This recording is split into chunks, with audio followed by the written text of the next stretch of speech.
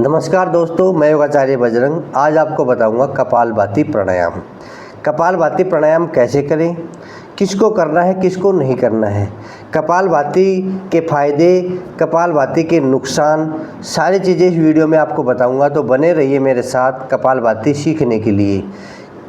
किस गति से करें ये भी मैं आपको बताऊंगा, क्योंकि सब लोगों ने अपनी अपनी गति बना रखी हैं, अपनी अपनी विधियां बना रखी हैं। जब मैं पार्कों में देखता हूं तो सभी लोग अपने अपने प्रकार से कपालभाति करते हैं। तो मैं सोचता हूं कि इतनी प्रकार की कपालभाति होती है, तो कई लोगों ने गलत तरीके से कपालभाति बना रखी हैं।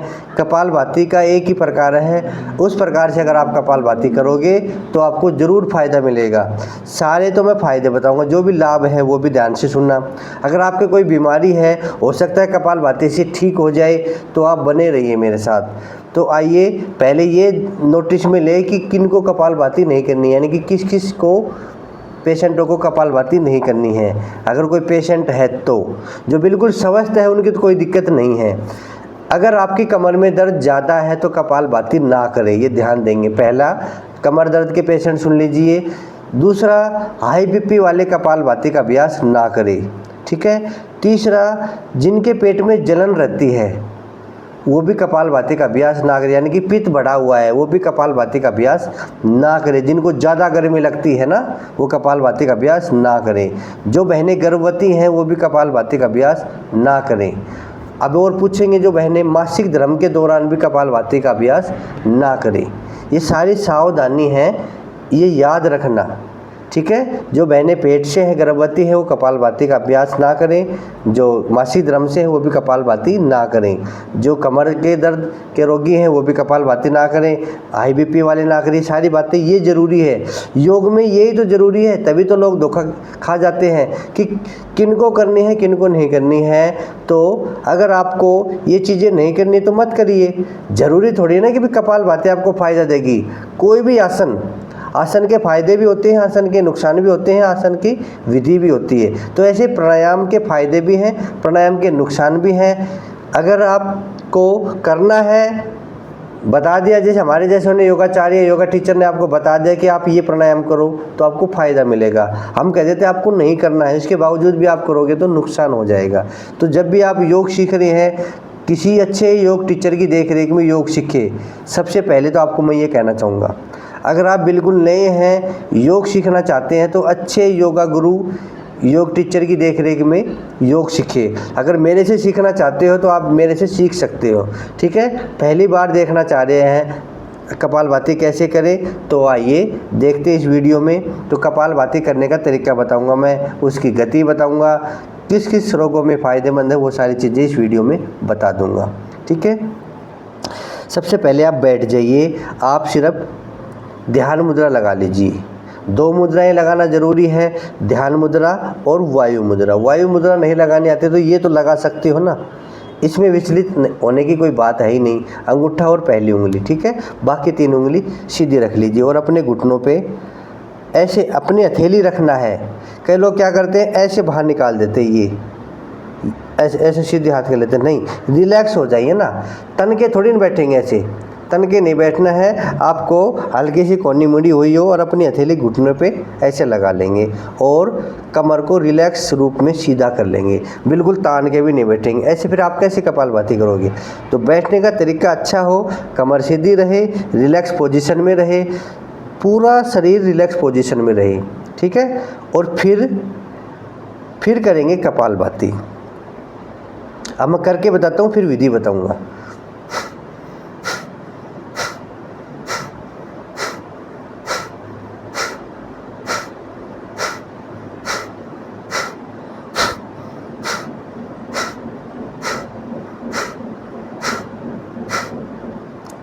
आए समझ में। सांस को मैं बाहर फेंक रहा हूँ, पेट को मैं अंदर खींच रहा हूँ, ये होती है कपालभाति, वो भी झटके के साथ।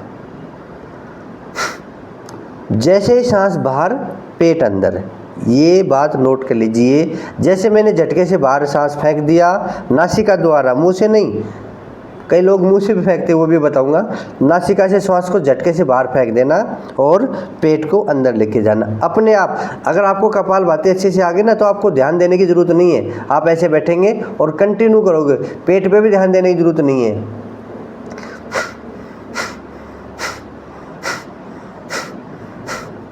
जब भी आप प्राणायाम करें, कोई भी प्राणायाम करें, अपनी आंखें बंद कर लें ताकि हमारा ध्यान अपने ऊपर ही रहे।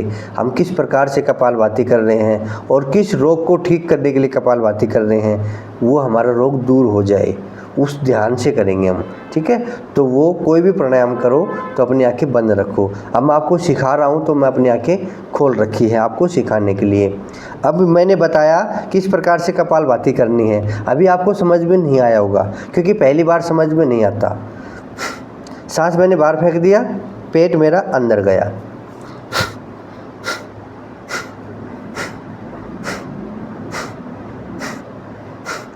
चेहरे पे मुस्कान रहेगी, चेहरे पे तनाव नहीं रहेगा। ये बात आपने नोटिस की?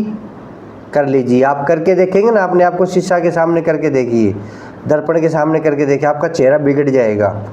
कैसे बिगड़ेगा मैं आपको करके बता दूँ। जब मैं पार्क में कैंप लगाता हूँ तो मैं टेस्ट लेता हूँ लोगों का, हर एक से मैं अच्छे से सिखाना चाहता हूँ सबको कि आप सीखो। ऐसे नहीं कि मेरे पास 100 लोग आके बैठ गए, 200 लोग आके बैठ गए, मैं कपालभाति कर रहा हूँ, वो भी किया तो किया, उन्होंने नहीं किया। मैंने पूछा कपालभाति कर ली? सभी ने कहा हाँ जी सभी ने कर ली। मैं पूछता हूँ करके दिखाओ, तो करके दिखाते पता नहीं कैसे करेंगे। कई तो कंधे चढ़ाएंगे,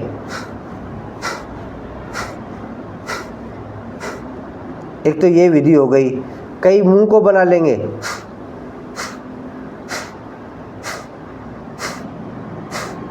अरे कैसे कर रहा है, अलग अलग प्रकार की विधि है अपने भारत में कपालभाति। कई करेंगे,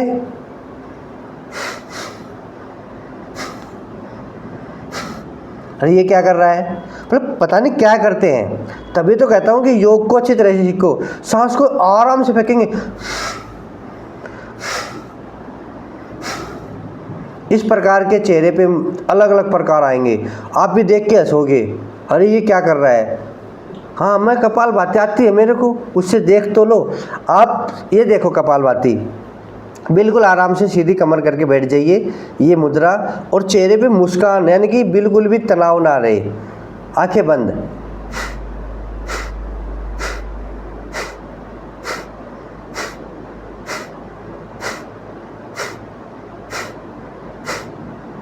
कुछ हिल रहा है, मुंह मेरा कुछ बन रहा है, नहीं बन रहा ना, तो यही तो सीखने की बात है। कंधे चढ़ाने की क्या जरूरत है। कई तो मेरे बेटे सांस को अंदर लेंगे, कई ऐसे करेंगे। आप देखना, आप वीडियो को देख के किसी से पूछना कि भाई कपालभाति करके दिखा, वो ऐसे करेंगे, अंदर सांस खींचेंगे, आपको लगेगा कि बाहर फेंक रहा है। ये कपालभाति नहीं है, ये मैंने देखा है, और कम से कम हज़ारों लोगों पे मैंने देखा है, क्योंकि मेरे को 17 साल हो गई योग सिखाते हुए। मैं निःशुल्क कैंप लगाता हूँ, कॉलेजों में, स्कूलों में, पार्कों में, कई गाँवों में जाके कैंप लगाता हूँ। 17 से 18 साल से मैं कैंप लगा रहा हूँ, और मैं ये चीज़ें देखता हूँ, पर मैं अच्छे से सिखाता हूँ सभी को कि भाई देख योग सीखो, अच्छे से सीखो, ताकि कोई पूछे कभी किससे सीखा, भाई मैंने योगाचार्य बजरंग से योग सीखा, तो गलत ना सीखे। अब आपकी बारी है, मैं आपको सिखा रहा हूँ, अब आपकी बारी है, आप भी सीखोगे। अधिकतर मैंने यूट्यूब से योग सीखा है, अधिकतर ये मैंने सुना है कि मैंने यूट्यूब से योग सीखा है, तो यूट्यूब से भी सीखो, तो अच्छे से सीखो ना। कई प्रकार के योगाचार्य यूट्यूब पे आ रहे हैं, अच्छी जो विधि है ना उससे सीख लो। बहुत सारे अच्छे गुरु बैठे हैं यूट्यूब पे भी हमारे जैसे, बहुत अच्छी तरह से सिखाते हैं, अच्छे से सीखो। जो सीख कर बैठ जाते हैं वीडियो बनाने के चक्कर में, उनके चक्कर में ना पड़े, ठीक है। फिर सिखा रहा हूँ, अब मैं इसकी जो स्पीड यानी कि गति है ना वो बताऊँगा, पहले आप नोट करिए।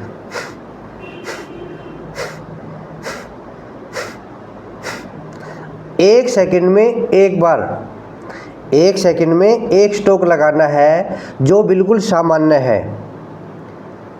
जिनके कोई भी बीमारी नहीं है वो एक सेकंड में एक स्ट्रोक लगाएंगे, और शुरुआत में 20 स्ट्रोक लगाएंगे। अगर आप बिल्कुल नहीं है, ये भी सीखने की बात है। मैं 5 मिनट कपालभाति कर रहा हूँ, आप मेरे पीछे पीछे कर रहे हैं, स्ट्रोक लगा रहे हैं। आज के दिन तो लग जाएंगे आपके स्ट्रोक। मेरे पीछे पीछे कर पाओगे 200 बार 300 बार, दूसरे दिन आपका बुरा हाल हो जाएगा। आपके पूरे पेट की मांसपेशियाँ खिंच जाएंगी। आपका पेट कम से कम 10 से 15 दिन खराब रह सकता है अगर आपने शुरुआत में ज़्यादा कपालभाति कर ली तो। ये बात नोट कर लीजिए। शुरुआत में आपको सिर्फ 20 स्ट्रोक लगाने हैं और कुछ देर रुक के फिर 20 स्ट्रोक लगाए, यानी कि 2 से 3 राउंड करने हैं 20-20 स्ट्रोक के। तो ये पहला तरीका है कपालभाति सीखने का कि कितनी देर करें, कैसे करें, ये तो मैंने बता दिया कितनी देर करें। पहले दिन आप 20 ही कर लो, 20 स्ट्रोक लगा लीजिए। कैसे? आप 20 स्ट्रोक गिनेंगे।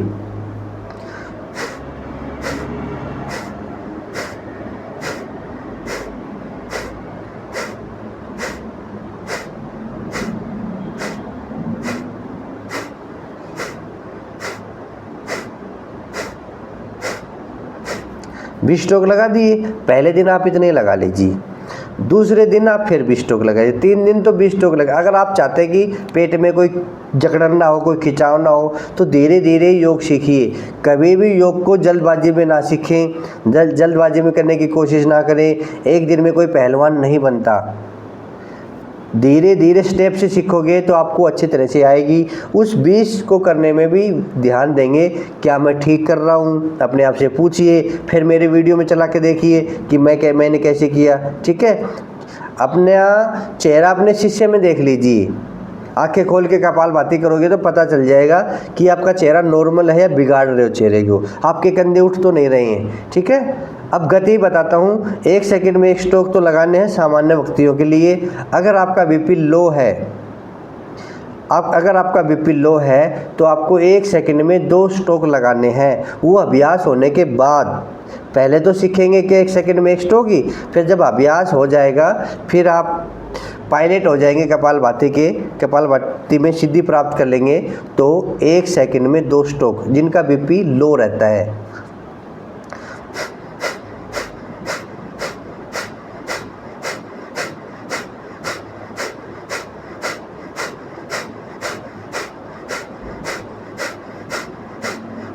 इस प्रकार से लो बीपी वालों के लिए ये कपालभाति है। अब कहेंगे जिनका बीपी हाई रहता है वो नहीं कर सकते। जिनका बीपी 150 रहता है, जिनका बीपी, वो 2 सेकंड में 1 बार करें। और 150 के प्लस रहता है जिनका बीपी, वो कपालभाति बिल्कुल भी ना करे। 150 वाले कैसे करेंगे?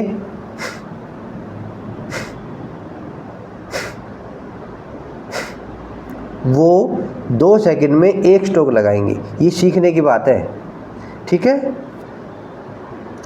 ये गति हो गई मध्यम और निम्न, यानी कि कम और ज़्यादा।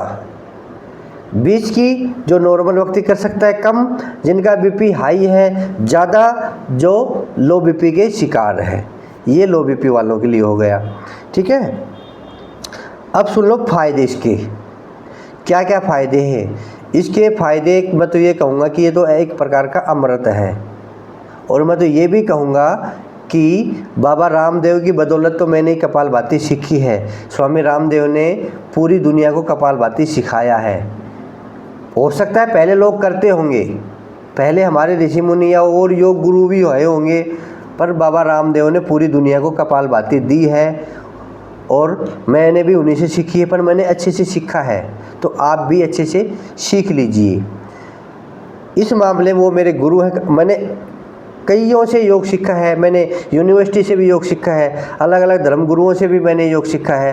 तो मैंने कई प्रकार से योग सीखे, योग को निचोड़ा है कि कौन सा योग अच्छा होता है। तो इस प्रकार से मैं आप लोगों को सिखा रहा हूँ। और मैं विशेषकर मैंने कहा कि कैंप लगाता हूँ, निःशुल्क कैंप, उसमें मैंने अपने आप को और फिट किया है कि किस प्रकार लोगों को देखा है, कईयों के रोग दूर किए हैं। तो आप भी अपने रोग दूर कर सकते हैं अच्छे से कपालभाति करके। अब फायदे बता रहा हूँ। अगर आपके शरीर में कहीं भी गांठ बनी हुई है, सिस्ट बनी हुई है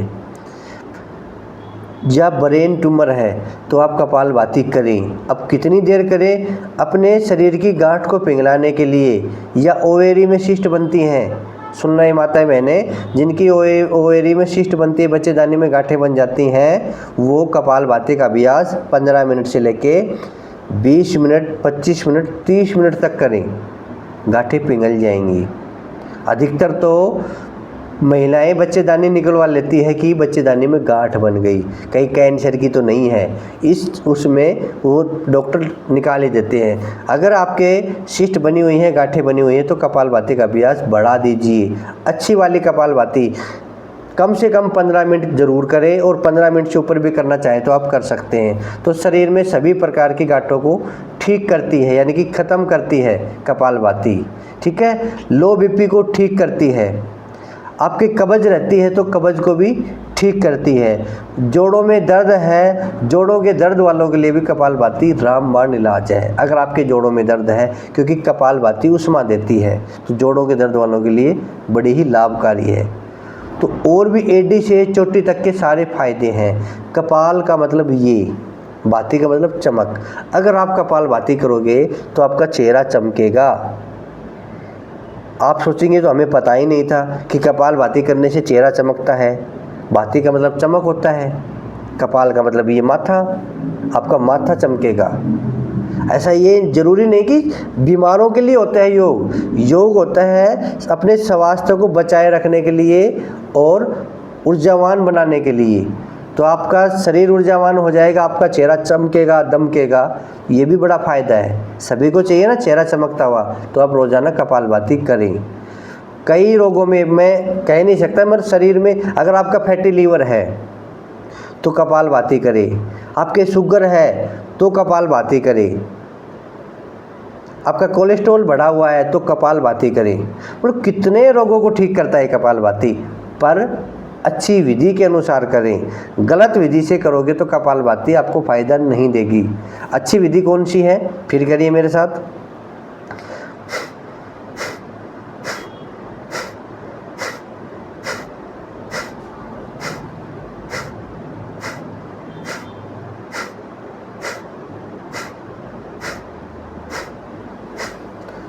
जब आप रुके, कपालभाति करने के बाद जब आप रुकें तो लंबी गहरी सांस जरूर भरें।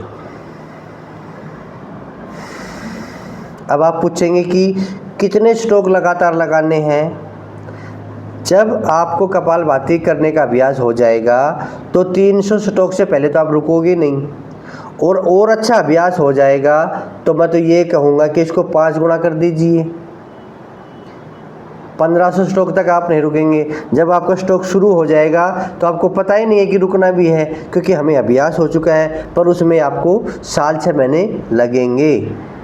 शॉर्टकट ना अपनाएं। मैं फिर कह रहा हूँ कि योग में शॉर्टकट है ही नहीं। जो लोग योग में शॉर्टकट अपनाते हैं वो मार खाते हैं, वो अपना नुकसान करते हैं। चाहे आप आसन करो, चाहे एक्सरसाइज करो, या आप प्राणायाम करो, बिल्कुल भी शॉर्टकट ना अपनाएं। शुरुआत से अच्छा तरीका सीखें, अच्छी विधि के अनुसार आप प्राणायाम करें।